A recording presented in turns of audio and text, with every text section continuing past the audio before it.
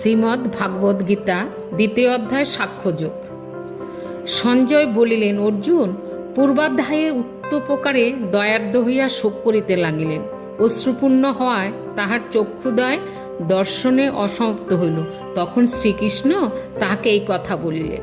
শ্রী ভগবান বলেন, হে অর্জুন, এই সংকটকালে আর্যগণের অযোগ্য, স্বর্গগতির প্রতিবন্ধক ও অযশস্কর এই মোহ তোমাতে কোথা হইতে আসিল? হে অর্জুন, কাতরতা আশ্রয় করিও না, এইরূপ কাপুরুষতা তোমার শোভা পায় না। হে শত্রুতাপন, হৃদয়ের এই তুচ্ছ দুর্বলতা ত্যাগ করিয়া যুদ্ধার্থ উত্থিত হও। অর্জুন বলিলেন, হে শত্রুমর্দন, হে মধুসূদন, ভীষ্ম দ্রোণাদির আমাদের পূজনীয়, তাহাদের সহিত বানাদির দ্বারা কিরূপে প্রতিযুদ্ধ করিব? মহানুভব গুরুজন দিগকে বধ না করিয়া ইহজগতে ভিক্ষান্ন গ্রহণ করিল আমার কল্যাণ হইবে, কিন্তু তাহাদিগকে বধ করিলে ইহলোকেই শোণিত সিক্ত ধনসম্পদ ও কাম্য বস্তুরূপ ভোগ্য বিষয় সকল ভোগ করিতে হইবে। এই যুদ্ধে যদি আমরা জয়লাভ করি অথবা ইহারা আমাদিগকে পরাজিত করেন, এই উভয়ের মধ্যে কোনটি আমাদের পক্ষে শ্রেয়স্কর তা বুঝিতে পারিতেছি না। যাহাদিকে বধ করিয়া আমরা বাঁচিয়া থাকিতে ইচ্ছা করি না, সেই ধৃতরাষ্ট্র পক্ষীয় গণেই আমাদের সম্মুখে অবস্থিত রহিয়াছেন। ইহাদিকে বধ করিয়া কি প্রকারে জীবন ধারণ করিব? এইরূপ দীনতা দোষে আমার সহ্য তেজাদি যুক্ত স্বভাব অভিভূত আমার চিত্ত সর্বধর্ম বিষয়ে বিমূঢ় হইয়াছে। আমি আপনার নিকট প্রার্থনা করিতেছি, আমার পক্ষে যাহা মঙ্গলকর তা নিশ্চয়পূর্বক বলুন। আমি আপনার শিষ্য, আমি আপনার শরণাগত, আমাকে উপদেশ দিন। পৃথিবীতে শত্রুশূন্য সমৃদ্ধ রাজ্য এবং স্বর্গের আধিপত্য পাইল আমরা ইন্দ্রবর্গের সন্তাপক শোক নিবারণ করিতে পারে এমন কোনো উপায় দেখিতেছি না। সঞ্জয় বলিলেন, শত্রুতাপন জিতনীন্দ্র অর্জুন শ্রীকৃষ্ণকে এইরূপ বলিবার পর আমি যুদ্ধ করিব না বলিয়া নীরব হইলেন। হে ধৃতরাষ্ট্র, শ্রীকৃষ্ণ উভয় সেনাদলের মধ্যে বিষাদকারী অর্জুনকে যেন হাসিতে হাসিতে এই কথা বলিলেন। শ্রী ভগবান বলিলেন, যাহাদিগের জন্য শোক করা উচিত নয় তাহাদিগের জন্য তুমি শোক করিতেছ, অথচ প্রাজ্ঞের মতো কথা বলিতেছ। পণ্ডিতগণ মৃত বা জীবিত কাহারোর জন্য শোক করেন না। পূর্বে আমি কখনো ছিলাম না এমন নহে, তুমি কখনো ছিলে না তাহা নহে, বা এই নৃপতিগণও ছিলেন না, ইহা সত্য নহে। এই দেহধারণের পূর্বে আমরা সকলেই নিত্য আত্মরূপে বিদ্যমান ছিলাম। এই দেহত্যাগের পরও যে আমরা কেউ থাকিব না ইহাও নহে। বর্তমানে দেহ সত্য আমরা নিত্য আত্মস্বরূপে বিদ্যমান আছি এবং দেহান্তে ভবিষ্যতেও নিত্য আত্মরূপে বিরাজমান থাকিব। যেমন দেহীর আত্মার এই দেহে কৌমার, যৌবন ও জরাক্রমে উপস্থিত হয়, তাহাতে দেহীর কোনো পরিবর্তন হয় না। সেরূপ দেহান্ত প্রাপ্তিতে মৃত্যুতে দেহী অবিকৃত থাকেন, মৃত্যু দৈহিক বিকার মাত্র। এই জন্য দেহান্ত প্রাপ্তি বিষয়ে জ্ঞানীগণ মোহগ্রস্ত হন না। হে কুন্তীয়, ইন্দ্রের সহিত বিষয়ের সংযোগ হেতু শীত ও উষ্ণ ও সুখ ও দুঃখাদি দ্বন্দ্ব অনুভূত হয়, কিন্তু এই সকল দ্বন্দ্ব উৎপত্তি বিনাশশীল, অতএব অনিত্য। হে ভারত, এই সকল সহ্য করো, কারণ হে পুরুষশ্রেষ্ঠ, সুখে দুঃখে অবিচলিত যে জ্ঞানী ব্যক্তিকে শীতোষ্ণাদির দ্বন্দ্ব বিচলিত করিতে পারে না, তিনি অমৃত লাভের প্রকৃত অধিকারী। প্রত্যজ্ঞাদি প্রমাণের গোচর হইল শীতোষ্ণাদি উৎপত্তি বিনাশশীল বলিয়া অসৎ, ইহাদের পারমার্থিক অস্তিত্ব তাত্ত্বিকতা নাই, কিন্তু আত্মার পারমার্থিক সত্তা আছে। তত্ত্বদর্শীগণ সৎ ও অসৎ উভয়ের যথার্থ স্বরূপ উপলব্ধি করিয়াছেন। যিনি এই সমগ্র জগৎ পরিব্যাপ্ত করিয়াছেন তাকে অবিনাশী আত্মা বা ব্রহ্ম বলিয়া জানিবে। কেহই এই অব্যয় আত্মার বিনাশ করিতে সমর্থ হন না। প্রত্যক্ষাদির প্রমাণের অতীত অবিনাশী নিত্য আত্মার এই সকল দেহ নশ্বর বলিয়া উক্ত হইয়াছে। অতএব হে অর্জুন, তোমার এই জড়দেহ কালে বিনষ্ট হইবেই, কিন্তু তুমি আত্মারূপে অবিনাশী। অতএব যুদ্ধ করিয়া স্বধর্ম পালন করো। যিনি ইহাকে হন্তা বলিয়া মনে করেন এবং যিনি ইহাকে নিহত বলিয়া ভাবেন, তাহারা উভয়ই আত্মার প্রকৃত স্বরূপ জানেন না। আত্মা কাহাকে হত্যা করেন না এবং কাহারও দ্বারা নিহত হন না, কারণ আত্মা অবিনাশী। এই আত্মা কখনো জাত বা মৃত্যু হন না, কারণ পূর্বে না থাকিয়া পরে বিদ্যমান হওয়ার নাম জন্ম এবং পূর্বে থাকিয়া পরে না থাকার নাম মৃত্যু। আত্মাতে এই দুই অবস্থার কোনোটিই নাই, অর্থাৎ আত্মা জন্ম ও মৃত্যু রহিত, অপক্ষয়হীন এবং বৃদ্ধিশূন্য। শরীর নষ্ট হলেও আত্মা বিনষ্ট হন না। হে পার্থ, যিনি এই আত্মাকে অবিনাশী, নিত্য, অজ, অব্যয় বলিয়া জানেন, তিনি কিরূপে কাহাকেই বা হত্যা করেন এবং কাহাকেই বা হত্যা করান? মানুষ যেমন জীর্ণ বস্ত্র পরিত্যাগ করিয়া অন্য নূতন বস্ত্র গ্রহণ করে, আত্মা সেইরূপ জীর্ণ শরীর ত্যাগ করিয়া অন্য নূতন শরীর গ্রহণ করে। কোন শাস্ত্র এই আত্মাকে ছেদন করিতে আত্মাকে ছেদন করিতে পারে না। অগ্নি ইহাকে দহন করিতে পারে না, জল ইহাকে আর্দ্র করিতে পারে না এবং বায়ু ইহাকে শুষ্ক করিতে পারে না।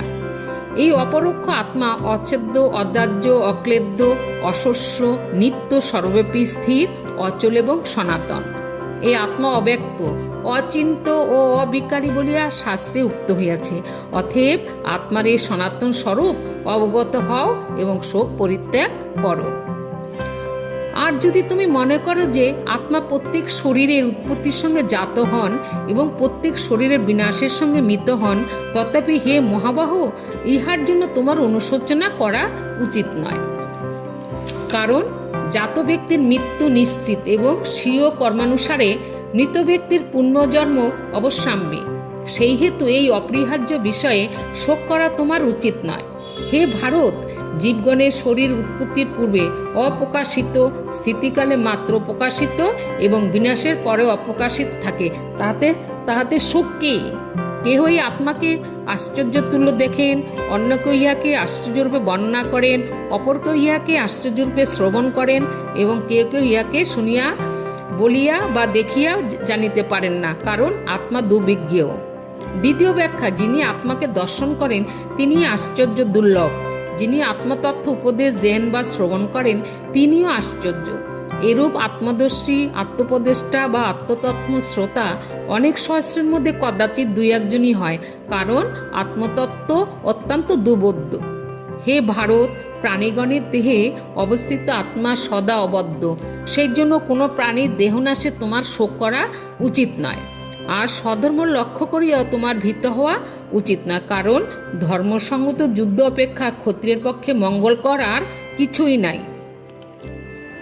হে পার্থ, অনায়াস প্রাপ্ত, উন্মুক্ত, সর্বদার সদৃশ্য এই প্রকার ধর্মযুদ্ধ ভাগ্যবান ক্ষত্রিয়গণই লাভ করেন। আর যদি ধর্মযুদ্ধ না করো, তাহলে স্বীয় ক্ষত্রিয় ধর্ম ও কীর্তি পরিত্যাগ হেতু প্রত্যয়বাহী হইবে। আরও সকলে চিরকাল তোমার অখ্যাতি ঘোষণা করিবে। সম্মানিত ব্যক্তির পক্ষে অক্ষেত্য মৃত্যু অপেক্ষাও অধিকতর দুঃখদায়ক। কর্ণাদি মহারাজগণ মনে করিবেন তুমি ভয় পাইয়ে যুদ্ধ হইতে নিবৃত্ত হইয়াছ এবং তুমি যাহাদের নিকট সম্মানিত ছিলে তাহাদের নিকট হেয় হইবে। অতএব এবং তোমার শত্রুগণও তোমার সামর্থ্যের নিন্দা করিয়া বহু অকথ্য বাক্য বলিবে। তা অপেক্ষা অধিকতর দুঃখকর আর কি হইতে পারে? হে কুন্তীও, এই যুদ্ধে নিহত হলে তুমি স্বর্গলাভ করিবে আর জয়ী হলে রাজ্য ভোগ করিবে। অতএব যুদ্ধের জন্য দৃঢ় সংকল্প হওয়া, উত্থিত হও। তুমি ক্ষত্রিয়, ধর্মযুদ্ধ তোমার স্বধর্ম। সুতরাং তুমি সুখে, অনুরাগ ও দুঃখে দেশ না করিয়া এবং লাভ ও ক্ষতির জয় ও পরাজয় তুল্য জ্ঞান করিয়া ধর্মযুদ্ধের জন্য প্রস্তুত হও। এরূপ করিলে গুরুজনাদি বজ্জনিত প্রত্যবায় তোমার হইবে না। হে পার্থ, সাক্ষাৎ শোকমহাদি সংসার হেতু নাশক সাক্ষ্য নামক তত্ত্বজ্ঞানের উপদেশ 1100 হইতে 30 শ্লোকে তোমাকে দেওয়া হইল। এখন কর্মযোগের কথা 40, 41, 45, 53 শ্লোকে বলিতেছি, শ্রবণ করো।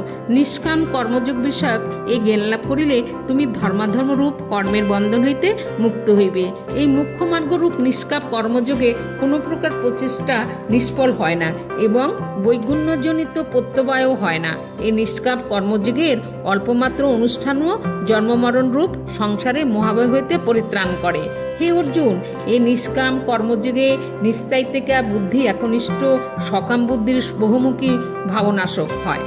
অস্থিরচিত্ত সকাম ব্যক্তিগণের বুদ্ধি বহু শাখা বিশিষ্ট বহুমুখী।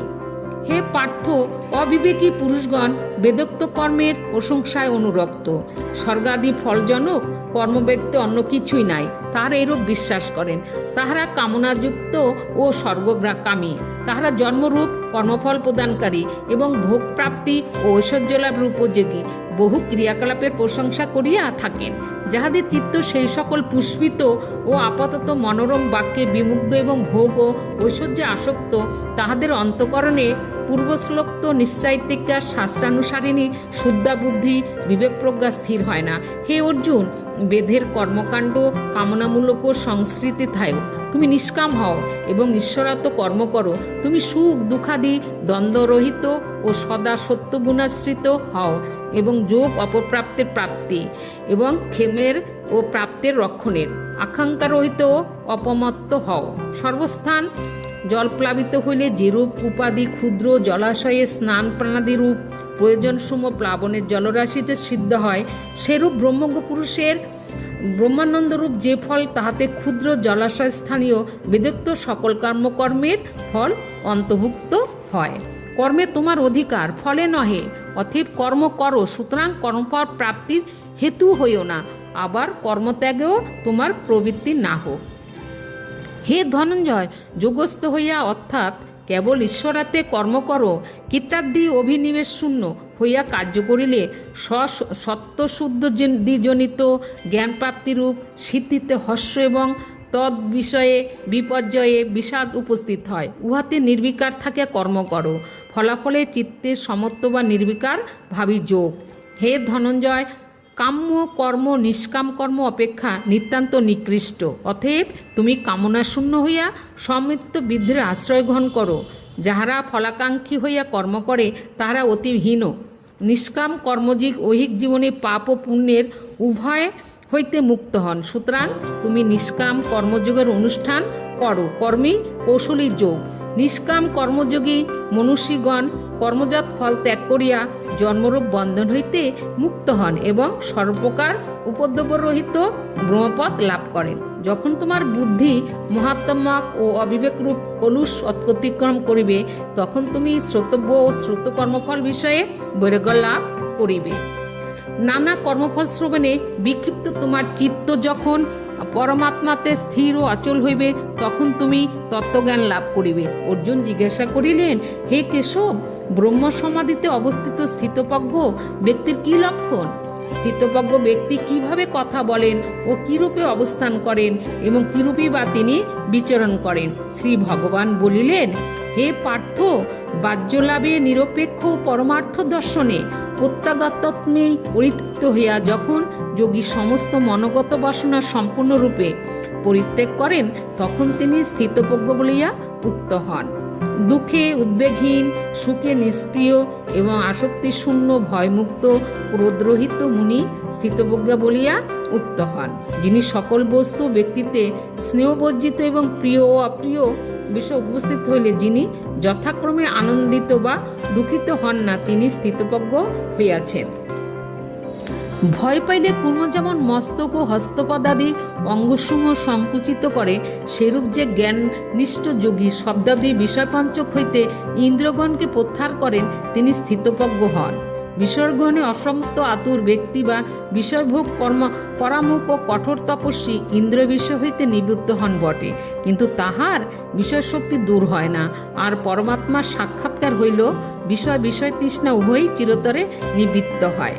হে কুন্ত্রীপুত্র, বিক্ষেপকারী ইন্দ্রগণ অতি যত্নশীল মেধাবী শাস্ত্রজ্ঞ পুরুষের মনকে বলপূর্বক বিষয়াভিমুখে আকর্ষণ করে।